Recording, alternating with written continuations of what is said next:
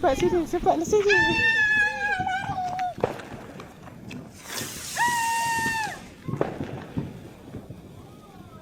Elok weh.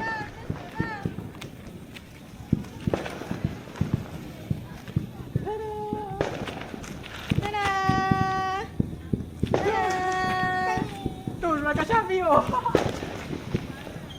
Cantik lah. Satu dah habis dah.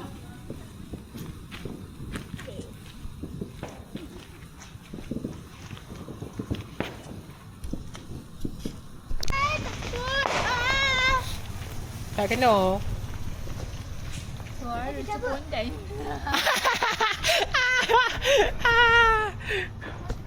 Kan cucuk apa weh? Kenapa dia tak mau? Suara cucuk kau. Oh, dia rasa baik dia. Okay, dah rasa macam gerak. Tu lah. Nah, masuk tu. Satu. Satu je lah. Oh, dia suka makan benda-benda macam ni, dia budak-budak. Cik ada dapat lagi? Assalamualaikum warahmatullahi Oh, bukan satu, ini dua. Devi tutup Allahu Akbar. Wih, nak cucu.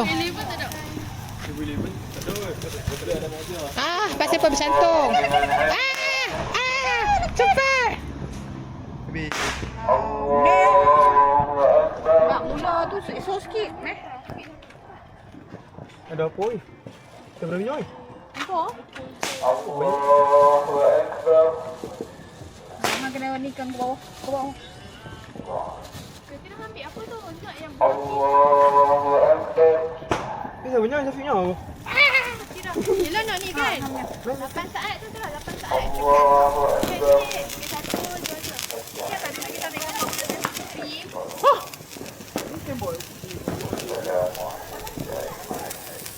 Oh, betul.